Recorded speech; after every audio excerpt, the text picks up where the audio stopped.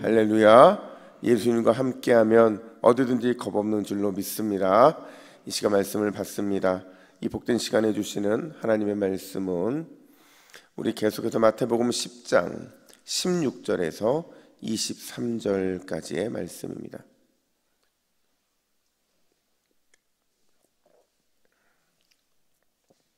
마태복음 10장 16절부터 23절, 끝까지 바라보며 인내하라 라는 제목으로 오늘 말씀을 받겠습니다.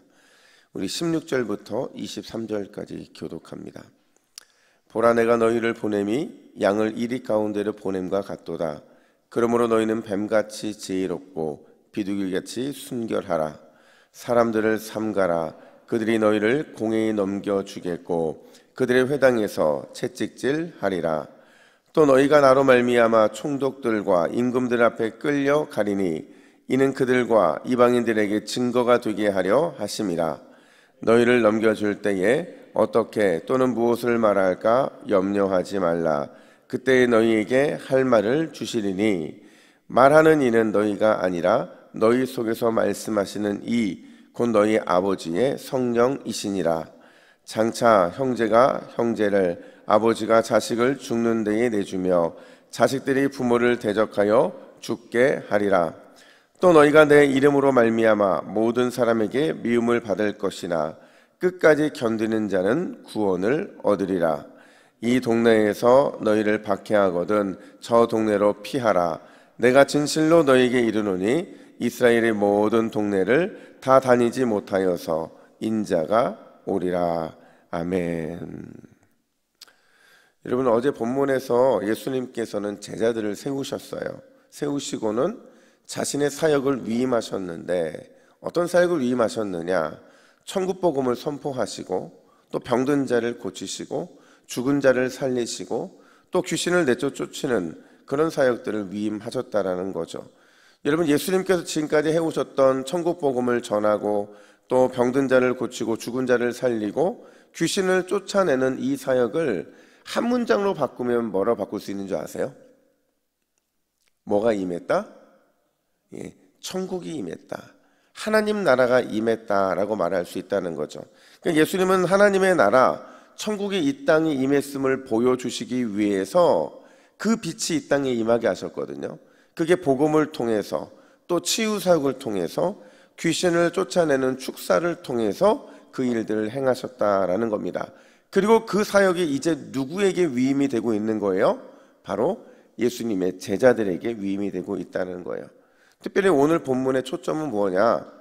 제자들이 선포하는 천국 복음, 그들이 예수님께 위임받아서 전달하는 그 천국 복음에 대해서 세상에 어떻게 반응을 보여주느냐? 그게 오늘 본문의 핵심인데 그들이 어떤 반응을 보인다고 말하느냐? 우리 17절과 18절 말씀을 같이 읽습니다. 시작.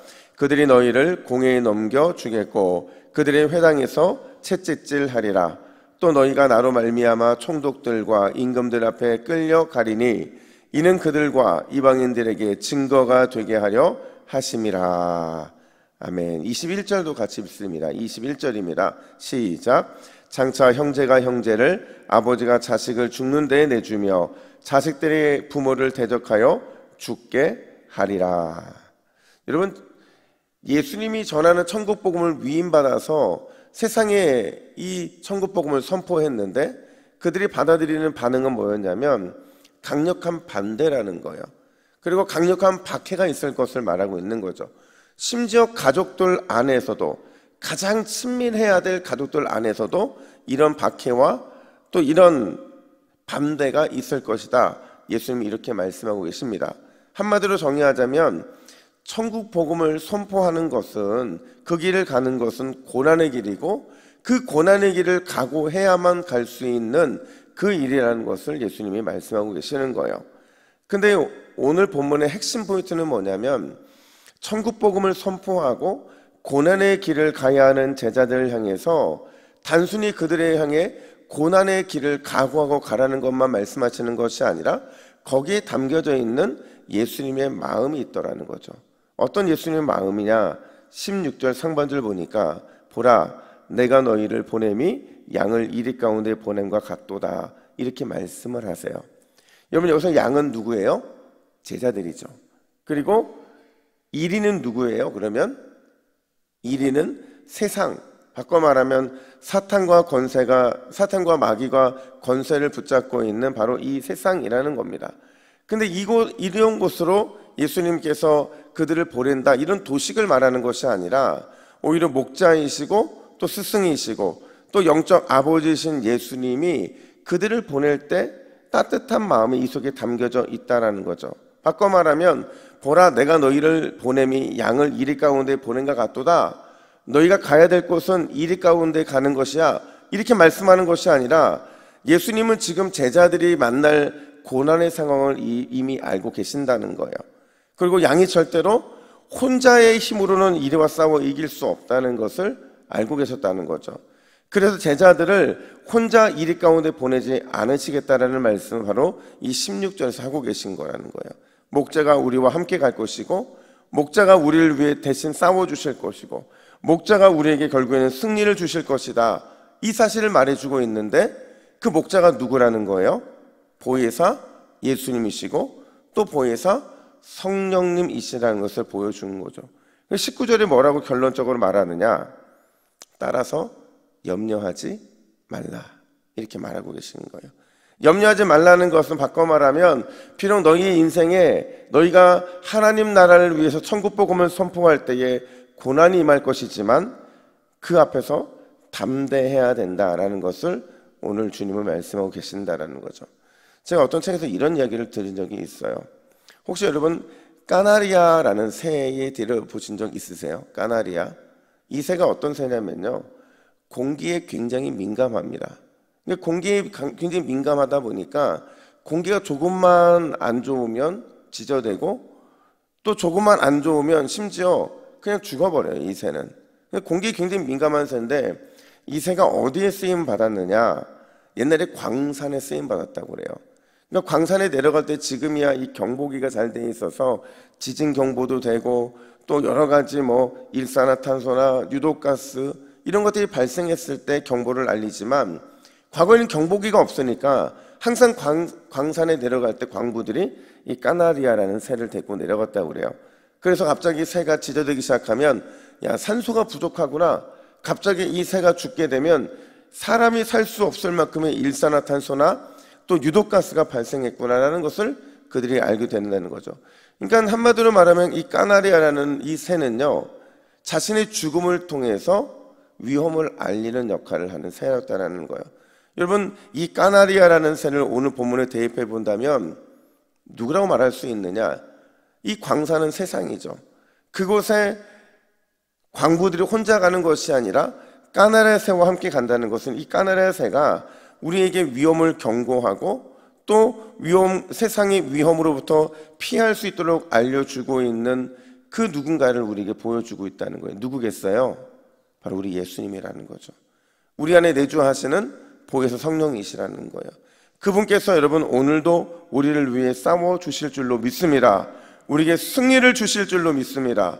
여러분, 우리가 주님께서 우리와 함께 하시는 이 길은요, 앞서 고난을 인도하시는 길이고요, 피할 길을 예배하시는 길이시고 싸울 힘과 이길 능력을 주시는 우리 예수님과의 동행이라는 사실이에요. 여러분, 오늘 이 새벽에 그 믿음을 가지고 우리가 힘차게 달려나가시기를 예수님의 이름으로 축복합니다. 근데 여러분, 한 가지를 더 말씀하시는데 뭘 말씀하시느냐? 이 길을 갈 때 반드시 우리에게 필요한 한 가지가 있대요. 그게 뭐냐면 우리 22절 말씀을 같이 한번 읽어볼까요? 22절입니다. 시작. 또 너희가 내 이름으로 말미암아 모든 사람에게 미움을 받을 것이나 끝까지 견디는 자는 구원을 얻으리라. 아멘. 여러분, 끝까지 견뎌야 된대요. 끝까지 견딘다는 걸 한 단어로 뭐라고 할까요? 인내라고 말할 수 있다는 거죠. 영적 싸움에 임하는 제자들에게 이 인내라는 것은 무조건 전공 필수가 될 수밖에 없다는 거예요. 그 길을 갈 때 인내 없이는 걸어나갈 수 없다는 거죠. 그럼 여러분, 인내라는 게 뭘까요? 그냥 참으면 인내가 되는 겁니까? 아니라는 거예요. 히브리서 10장 36절은 이렇게 말합니다. 우리 히브리서 10장 36절도 같이 읽습니다. 시작. 너희에게 인내가 필요함은 너희가 하나님의 뜻을 행한 후에 약속하신 것을 받기 위함이라. 아멘. 여러분, 인내가 뭐냐? 인내는 약속하신 것을 바라보는 것인 줄로 믿습니다. 그냥 인내하는 것이 아니라 주님 주신 약속을 바라보고 그 약속의 성취인 열매를 기대하는 게 바로 인내라는 겁니다. 그래서 열매를 기대하며 참고 또 참고 인내하고 또 인내하면 반드시 우리에게 현재를 이길 수 있는 힘을 주시겠다 하시는 것이 인내의 참 의미라는 거예요. 하루는 찰스 스펄전 목사님이 성도들에게 이렇게 물어봤다고 그래요. 여러분, 달팽이가 노아의 방주에 탔을까요? 안 탔을까요? 여러분, 어떻을 것 같아요? 이 달팽이가 노아의 방주에 탔을까요? 안 탔을까요? 잘 모르시겠어요? 아마 성도도 똑같았을 것 같아요. 이 뜻밖의 질문에 다들 당황해서 대답을 못하고 있는데 한 성도가 이렇게 대답했대요. 당연히 탔죠. 탔으니 지금 살아있는 것 아니겠습니까? 이렇게 말하더라는 거죠. 그러자 목사님은 다시 이렇게 물었대요. 그러면 달팽이가 어떻게 방주에 탔을까요? 이렇게 묻더라는 거예요. 여러분, 어떻게 탔을까요? 또 아무 대답 안 하고 있을 때 한 분이 이렇게 대답을 했대요. 아주 느리지만 결국에는 탔을 겁니다. 그러자 스펄전 목사님이 이렇게 말씀하셨다는 거죠. 맞습니다. 느리다 생각되어도 달팽이는 그렇게 탔을 거라는 거죠. 누구만 바라보고? 예수님만 바라보고 천국만 바라보고. 그러니까 방주가 그 예수님이고 방주가 천국이잖아요. 그것만 바라보고 달팽이도 그렇게 탔던 것처럼 우리도 예수님만 바라보고 천국만 바라보고 끝까지 인내하면서 그 방주에 타면 결국에는 하나님이 승리와 구원을 베풀어 주신다라는 거죠. 이게 바로 인내라는 겁니다. 여러분, 하나님으로부터 여러분은 어떤 약속을 받으셨습니까? 하나님이 약속을 주셨다고 하신다면 느려도 내 뜻대로 되지 않아도 답답해도 끝까지 예수님 바라보고 십자가 바라보고 천국 바라보면 반드시 인내의 승리의 열매를 누리게 될 줄로 믿습니다. 그게 제자들이 가야 될 이 세상에서 우리의 길이라는 거예요. 오늘 이 새벽에도 주님 주신 약속 붙잡고 인내로 끝까지 승리하시는 저와 여러분 되기를 예수님의 이름으로 축복합니다. 아멘. 우리 기도의 제목을 같이 읽고 함께 기도하겠습니다. 함께 했습니다. 시작. 주여, 우리의 목자이신 예수님이 언제나 동행하고 계심을 잊지 않게 하옵소서. 약속을 바라봄으로 끝까지 인내하는 주의 제자들 되게 하옵소서. 아멘. 기도하겠습니다. 하나님 아버지, 오늘 이 새벽에 기도함으로 달려나아갈 때에 여전히 우리와 함께하고 계시는 목자이신 예수님이 동행하고 계심을 잊지 않도록 인도하여 주시옵소서. 우리가 아무리 느리다 할지라도 내 뜻대로 이루어지지 않는다 할지라도 답답한다 할지라도 예수님이 함께 계시고 그런 우리가 약속을 바라봄으로 끝까지 인내하면 반드시 승리할 줄로 믿사오니 오늘 이 새벽이 기도하며 그 승리를 경험하는 은혜의 시간이 될 수 있도록 주께서 역사하여 주시옵소서. 감사드리며 예수님의 이름으로 기도하옵나이다. 아멘.